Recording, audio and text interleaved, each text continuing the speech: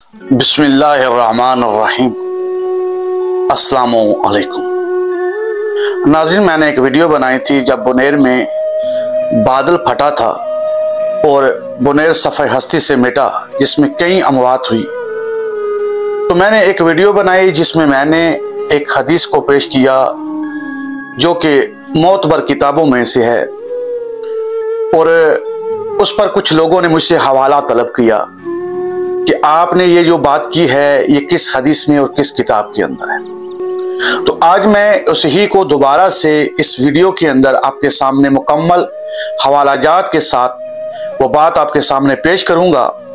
सबसे पहले जो किताब मेरे हाथ में है यह है बिहारुल अनवार, उर्दू के अंदर जिल्द नंबर इसकी 12 है। मैं यहां से वो रवायत आपके सामने पेश करूंगा ताकि सुनने वाले जो हैं वो इसको देख लें और जान लें कि इसके अंदर जो मौजूद है वो क्या है। तो पेज नंबर 107 है, बाब का नाम 24 बारिशें हैं, बाब का नंबर 63 है, 63 नंबर ये बाब है। उर्दू के अंदर जो बिहारुल अनवार है तर्जमे के अंदर, और इसमें रावी जो है अहमद बिन अली राजी ने मकानी से, उन्होंने बकार बिन अहमद से, उन्होंने हसन बिन हुसैन से, उन्होंने अब्दुल्ला बिन बुकैर से, उन्होंने अब्दुल मलक बिन इस्माइल अज़दी से, उन्होंने अपने वालिद से, और उन्होंने कहा कि मुझसे सईद बिन जबैर ने बयान किया, जिस साल इमाम महदी अलैहिस्सलाम का ज़हूर होगा उस साल 24 मर्तबा पानी बरसेगा और इसके असरात और बरक़ात नजर आएंगे। ये थी नाज़रीन पहली किताब बिहारुल अनवार जो मैंने आपके सामने पेश की। मैं तवील वीडियो नहीं बनाना चाहता क्योंकि इससे पहले मैं वीडियो बना चुका हूं। अब ये जो दूसरी किताब है ये मेरे हाथ में, ये शेख तुसी अलैहिर्रहमा की किताब अल-गैबा है।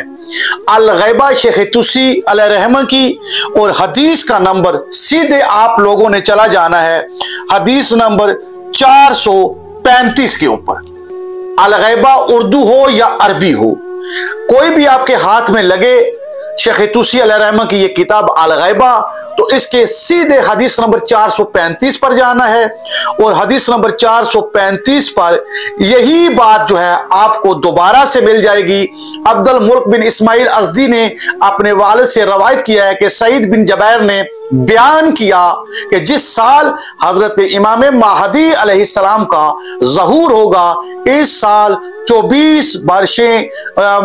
24 मर्तबा पानी बरसेगा और इसके असरात और बरक़ात नजर आएंगे। नाज़रीन, ये दो हवाले मेरे ख्याल में इससे बड़ी मोतबर किताब और नहीं है। एक तो ये अल-गैबा मैंने आपके सामने पेश कर दी, दूसरी बिहारुल अनवार। इसके अलावा भी ये रवायत बहुत सी कुतुब के अंदर मौजूद है जिसमें आगे की इबारत यह है कि जब ये बारिशें होंगी तो अक्सरियत दुनिया में लोग कहेंगे कि ऐसी बारिशें हमने अपनी जिंदगी में ना देखी हैं ना इससे पहले सुनी है। तो नाज़रीन, इसके ज़ैल में मैंने आपके लिए जो पहली वीडियो बनाई थी बुनेर के अंदर जो बादल फटा था, और बादल के फटने से जो सारे का सारा पानी बरसा, और पानी बरसने के बाद यकीनन आप तमाम लोग गवाह हैं कि वो बुनेर बस्ती जो है वो सफ़े हस्ती से मिट गई, और उसके बाद बहुत से लोगों की अमवात हुई।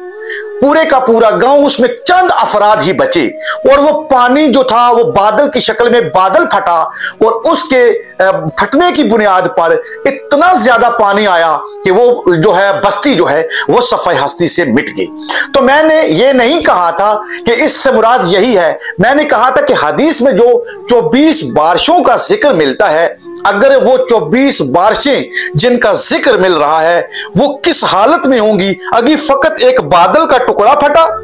और बुनेर को सफ़े हस्ती से उसने मिटा दिया, तो अगर